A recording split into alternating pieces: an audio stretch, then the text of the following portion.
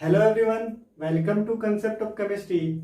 आज IIT JEE और NEET का एक इम्पोर्टेंट टॉपिक मैग्नेटिक प्रॉपर्टी, इसको डिस्कस करने जा रहे हैं। तो ये टॉपिक पे क्वेश्चन हर साल एक नए क्वेश्चन आते रहता है। हर साल एक नए क्वेश्चन इस टॉपिक पे रहता है। इस टॉपिक पे क्वेश्चन रहता है। तो मैग्नेटिक प्रॉपर्टीज, ये टॉपिक को एक ट्रिक से कैसे हम मैग्नेटिक मोमेंट को कैलकुलेट कर सकते हैं विद इन ए सेकेंड, इसको देखेंगे। तो सबसे पहले magnetic properties of compound, magnetic properties of coordination chemistry में भी है, और डी मोमेंट डी ब्लॉक में भी है, और सॉलिड स्टेट में भी है। क्लास 12 का सॉलिड स्टेट है, उसमें भी मैग्नेटिक प्रॉपर्टीज है। तो magnetic properties of substance arises due to magnetic moment of electron associated with electron. Magnetic moment associated with electron. Magnetic properties of substance arises due to magnetic moment associated with the electron present in the atoms. The magnetic moment of electron is arises from two sources. First, orbital motion.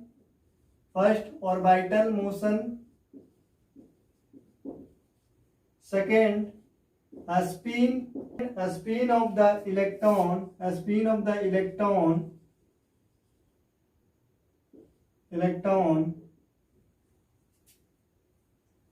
around the axis.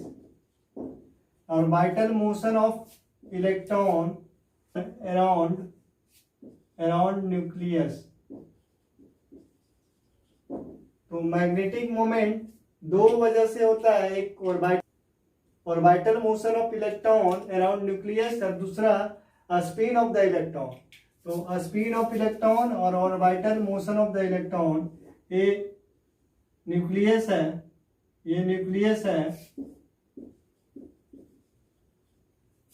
ये electron orbit में revolve कर रहा है। तो इसका magnetic moment mu, magnetic moment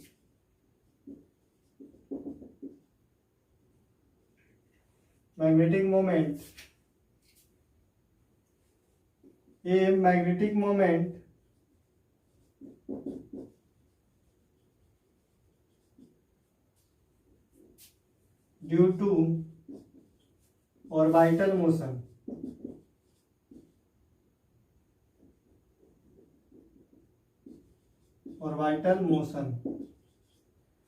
तो electron जो orbit में रिवॉल्व कर रहा है उसके कारण मैग्नेटिक मोमेंट एक होता है, और उसके बाद स्पिन, जो इलेक्ट्रॉन जो रिवॉल्व कर रहा है वो उसका स्पिन कैसा है, उस पे भी मैग्नेटिक मोमेंट होता है, उसका भी मैग्नेटिक मोमेंट होता है। मैग्नेटिक मोमेंट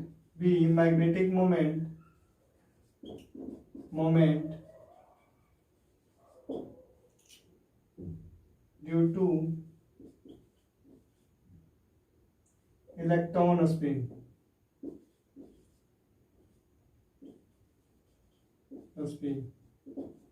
इलेक्ट्रॉन के स्पिन की वजह से भी होता है।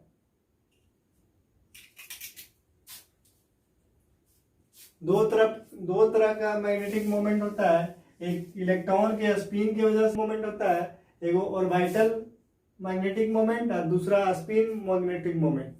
तो मैग्नेटिक प्रॉपर्टीज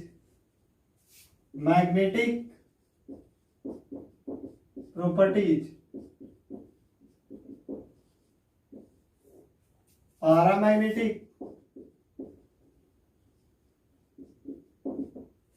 और दूसरा डायमैग्नेटिक।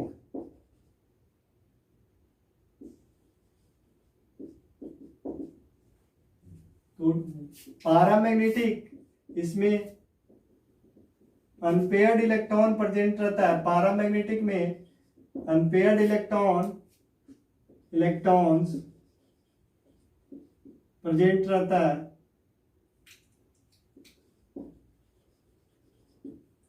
और इसमें नो अनपेयर्ड इलेक्ट्रॉन्स। इसका मैग्नेटिक मोमेंट 0 होता है और इसका magnetic moment not equal to 0। इसका मैग्नेटिक मोमेंट 0 के बराबर नहीं होता है। ये attracted by external magnetic field, ये एक्सटर्नल मैग्नेटिक फील्ड से अट्रैक्ट होता है फील्ड। ये repelled by external magnetic field.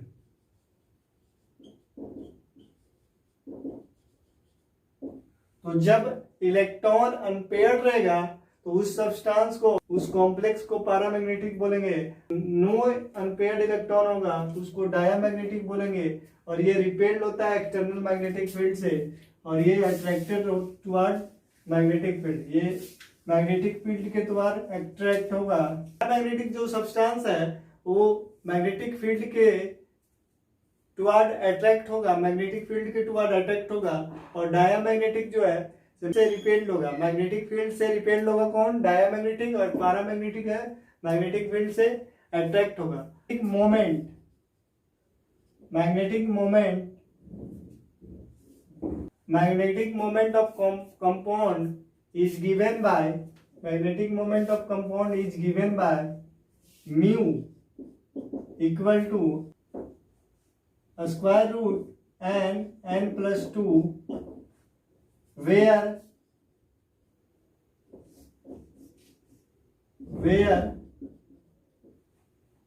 mu equal to magnetic moment. इसका यूनिट बोर मैग्नेटोन होता है। बोर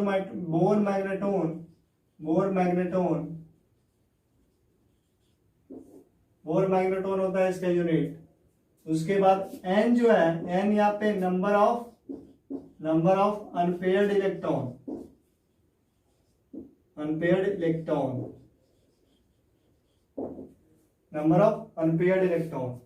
तो कैलकुलेट करते हैं।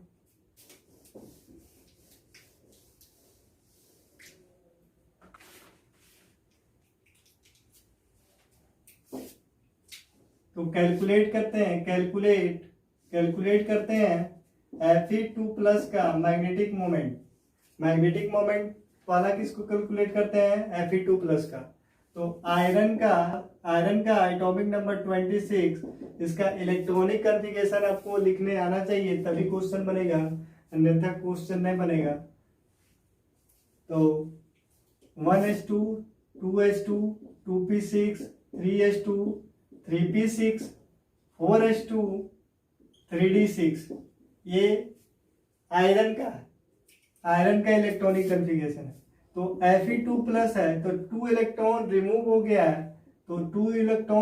गया है, तो आउटर मोस्ट ऑर्बिट से इलेक्ट्रॉन का रिमूवल होता है। तो इसका जो इलेक्ट्रॉनिक कॉन्फ़िगरेशन होगा 3p6 1s2 2s2 2p6 3s2 3p6 4s0 और 3d6।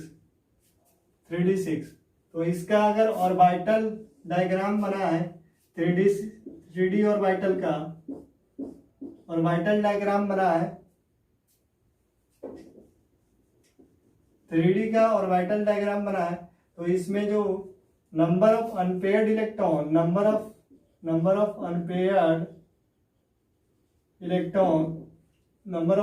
इलेक्ट्रॉन इसमें 4 है। तो इसका मैग्नेटिक मोमेंट n प्लस 2। तो सॉल्व करेंगे तो 4 into 6 इक्वल टू √24। तो √24 का जो वैल्यू 4.9, √24 का वैल्यू 4.9 प्लस का निकालते हैं। तो क्रोमियम का electronic configuration 1s2 2s2 2p6 3s2 3p6 4s1 3d5। तो ये एक्सेप्शन है, इसको तो याद रखना होगा। तो ये क्रोमियम का अगर +3 ऑक्सीडेशन स्टेट है तो +3 ऑक्सीडेशन स्टेट है, तो इसका configuration 1s2 2s2 2p6 3s2 3p6 4s0 और 3d3। तो इसका जो 3d ऑर्बिटल का बॉक्स डायग्राम बनाते हैं तो 1 2 3। तो इसमें number of unpaired electron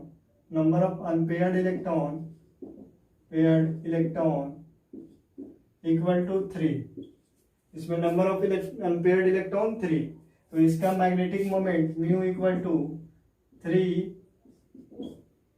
into 5 under root 15 equal to 3.87 Bohr magneton. उसके बाद Mn2+ का कैलकुलेट करते हैं। तो इसका इलेक्ट्रॉनिक कन्फिगरेशन Mn का 1s2 2s2 2p6 3s2 3p6 4s2 3d5। तो इसका Mn2+ का electronic configuration 1s2 2s2 2p6 3s2 3p 4s2 3d3 3d5। तो इसमें नंबर ऑफ अनपेयर्ड इलेक्ट्रॉन कितना हो जाएगा?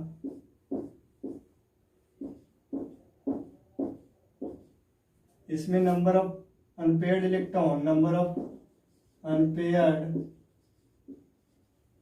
Electrons equal to 5। तो इसका म्यू जो आएगा 5 इंटू 7 इक्वल टू 35। तो इसका जो वैल्यू आएगा 5.9 इसका मैग्नेटिक मोमेंट होगा bore magneton.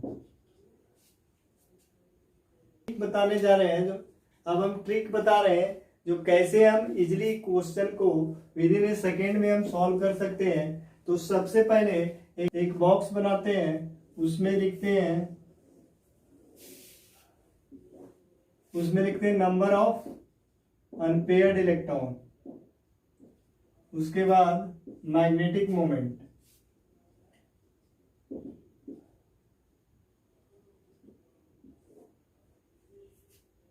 And mu.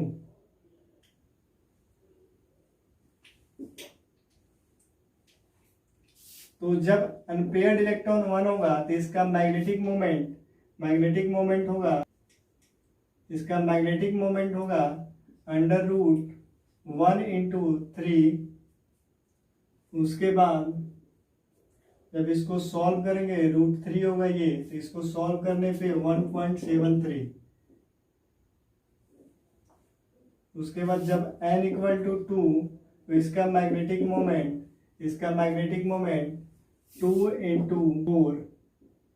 Into 4 तो इसका आएगा अंडर रूट 8 और इसका वैल्यू 2.83।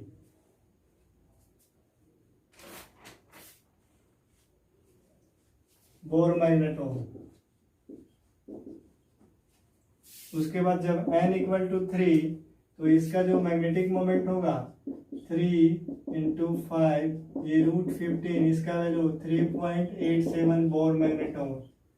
जब n इक्वल टू 4 होगा तो इसका magnetic moment 4 into 6 under root 24, तो इसका जो वैल्यू होगा 4.9। अगर n इक्वल टू 5 है तो इसका मैग्नेटिक मोमेंट अंडर रूट 35 और इसका जो अंडर रूट 5 इंटू 7 और ये √35 और इसका जो वैल्यू होगा इसका वैल्यू 5.92 बोर मैग्नेटॉन। तो अगर क्वेश्चन में मैग्नेटिक मोमेंट दिया हुआ है और हमको कैलकुलेट करने बोल रहा है जो कितना अनपेयर्ड इलेक्ट्रॉन है, तो सिंपली क्या करना है, जो डेसिमल के पहले जो नंबर लिखा हुआ है, तो अगर 1.73 बोर मैग्नेट्रॉन है, अगर इसमें बोले नंबर ऑफ अनपेयर्ड इलेक्ट्रॉन, तो डेसिमल से पहले नंबर है उतना ही अनपेयर्ड इलेक्ट्रॉन है, तो इसमें नंबर ऑफ अनपेयर्ड इलेक्ट्रॉन 1। अगर किसी का मैग्नेटिक मोमेंट दिया हुआ है 2.83, तो इसका नंबर ऑफ अनपेयर्ड इलेक्ट्रॉन कितना होगा 2। अगर किसी में मैग्नेटिक मोमेंट दिया हुआ है 49, तो इसमें number of unpaired electron decimal के पहले 4 है, तो नंबर ऑफ अनपेयर्ड इलेक्ट्रॉन 4। अगर किसी में 5.92 है, तो नंबर ऑफ अनपेयर्ड इलेक्ट्रॉन 5। तो इस टाइप का क्वेश्चन रह सकता है। दूसरा, अगर हम अनपेयर्ड इलेक्ट्रॉन कैलकुलेट कर लिए, तो उसका मैग्नेटिक मोमेंट, जो अगर नंबर ऑफ अनपेयर्ड इलेक्ट्रॉन 1 है, तो इसका मैग्नेटिक मोमेंट 1 से अधिक होगा, 1 पॉइंट कुछ होगा।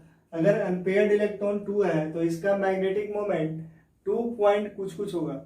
और ये जो है नियरली टू नेक्स्ट नंबर, जैसे अगर 2 है तो इसका जो वैल्यू है 3 के अप्रोक्स 3 के पास में होगा। अगर अनपेयर्ड इलेक्ट्रॉन 1 है, तो इसका जो वैल्यू होगा वो 1 से अधिक होगा और 2 के पास में होगा। अगर n का वैल्यू 2 है, तो इसका मैग्नेटिक मोमेंट 2 से अधिक होगा और 3 के पास में होगा। अगर 3 का मैग्नेटिक मोमेंट हमको कैलकुलेट करना है, तो ये 3 से अधिक होगा और 4 के पास होगा। तो इस तरह हम किसी का भी मैग्नेटिक मोमेंट हम कैलकुलेट कर लेंगे।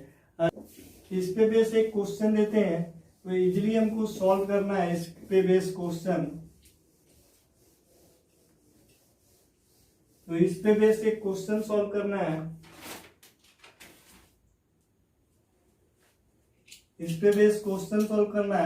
A spin magnetic moment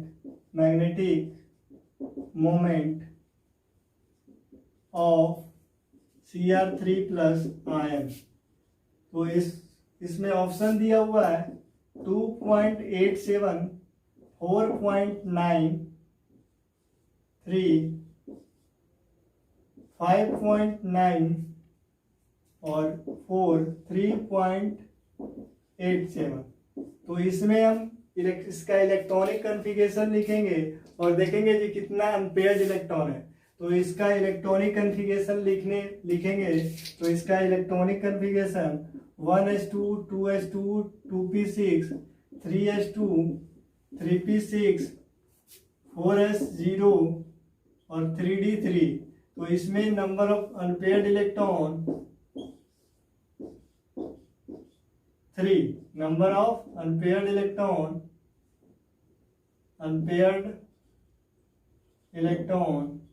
3। तो जैसे हमको पता चल गया इसमें नंबर ऑफ अनपेयर्ड इलेक्ट्रॉन, तो इसका वैल्यू कितना होगा 3.87।